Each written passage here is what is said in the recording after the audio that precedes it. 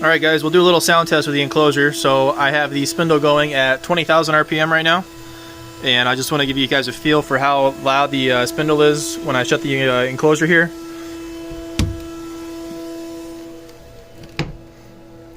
So as you can tell, it is pretty quiet. You can easily talk over it. You can almost hear the VFD fan over the sound of the spindle. Wood cutting is very similar to this, however aluminum cutting is noticeably louder.